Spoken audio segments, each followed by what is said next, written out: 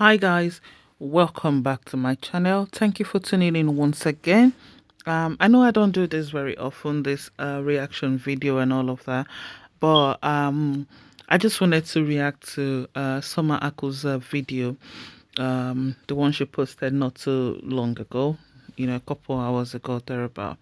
But before I say anything, I'd like you guys to watch this video that I'm gonna put on right now, and then after we'll talk about it. Thank you. We are our own enemies. We are the deadly virus infecting one another. I read an article that talks about a man said, I got the opportunity to meet 6 rich Ghanaian men, and I asked them this question: why are they not building factories for the youth of this country to get a job to do? These 6 rich businessmen burst into laughter as if I have said something funny. Then one said, the people shouting, no food, no jobs are all thieves. The writer said, I said, really? I was shocked.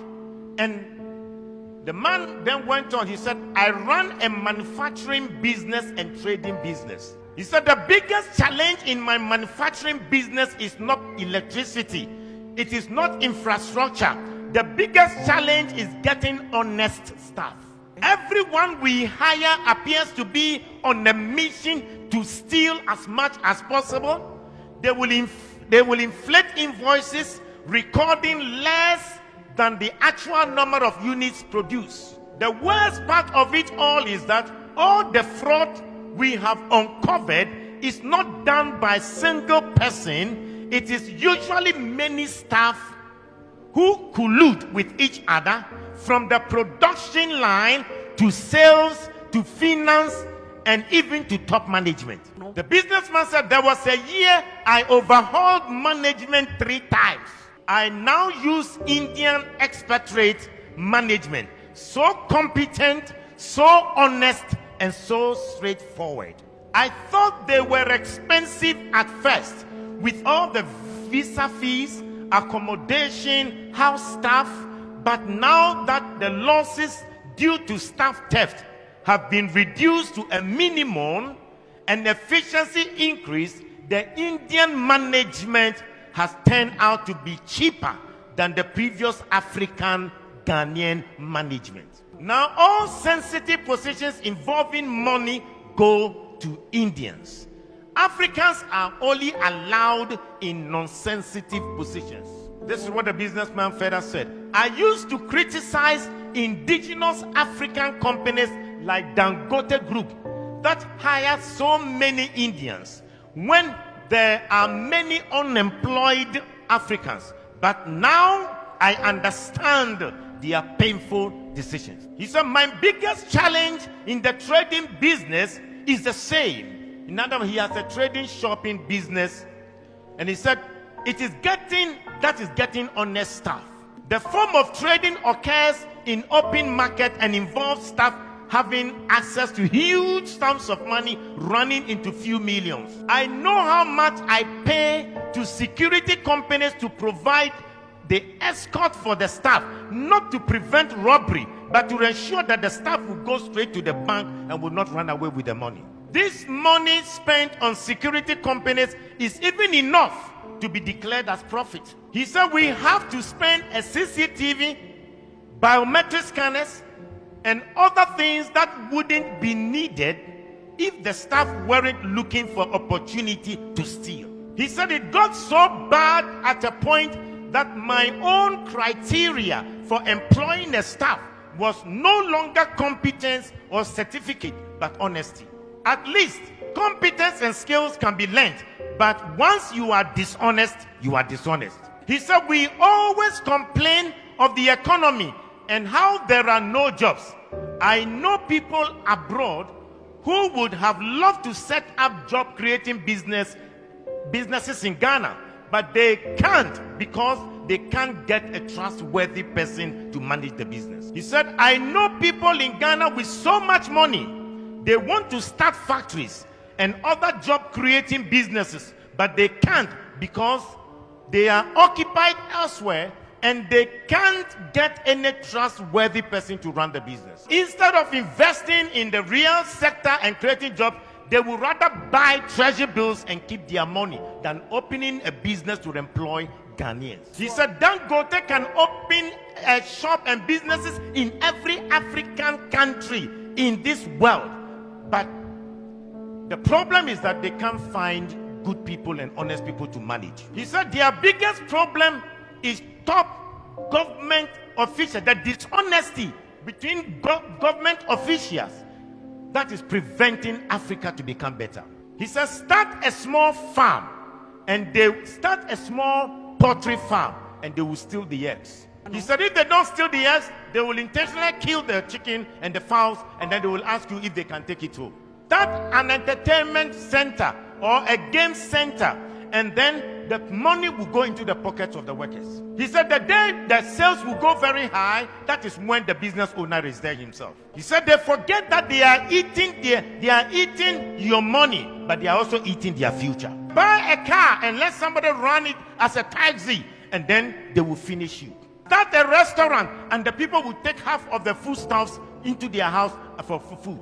He said even the small business shops, the small kiosks in town would find, people will still find a way to steal from the shop owners. The worst thing that happens is that they will make this code that that every person eats from where he works. They will justify the stealing. He said, I usually say the reason most Ghanaians haven't stolen billions of money is that they haven't gotten the opportunity. How can a businessman say that he managed his company and the Ghanaians he employed were running down the company, and they would rather prefer Indians to manage, be top managers? And these Indians are managers that they are honest, they are straightforward.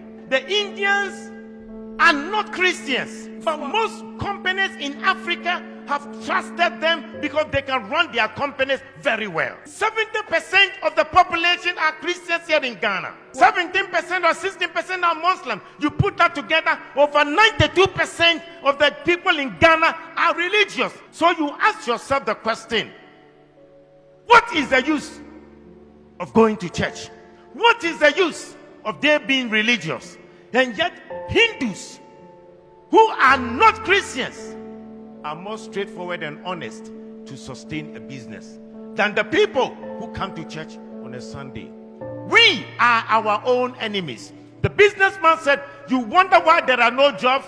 The people you meet them on the streets, if they are asking for job, you employ them today. Tomorrow they will run your company down. You employ members from your church and they will destroy your business for you. We are the Judases, betraying one another. We are our own. We are. Right, guys. I hope you guys enjoyed that video, and I think that sums up my reaction. One thing I want us to understand is that a lot of people have good hearts. Yes, we live in a terrible world right now, but a lot of people still have good hearts, but they're scared. They're scared of doing good. They're scared of going all the way out. They're really scared. And as a matter of fact, Nigerians are good people. Nigerians are good people. But when you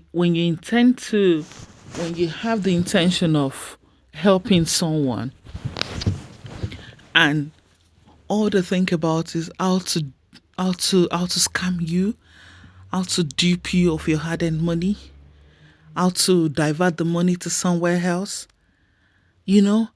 how to make a fool of you. How to make a fool of you. Now we talk about orphanages and all those places, but even if you go to the orphanage to donate money, or you go with foodstuffs, what gives you the impression that those things will be given to those orphans there, to the kids? What gives you the impression that they will spend the money on them? What gives you the impression that they won't take the food items home to their own families? What gives you the impression? It's just so tough. It's really hard. And if you pick a particular person, like you found someone on the street, you decide to help them, try to clothe them and make them a better person, they turn their back against you. I know this is not an excuse not to do good. This is not me saying don't do good. But we live in a very, very terrible, terrible, terrible, terrible world. Just be smart about it. Be smart about it. God will help us. God will help us. I'm not doing all of this to condemn what Summer said. No, not at all. She said a good thing. She said a good thing, but the truth is, it's sad. It's really sad. Uh, I'll leave you guys here right now, and I'll see you again. Thank you. Bye.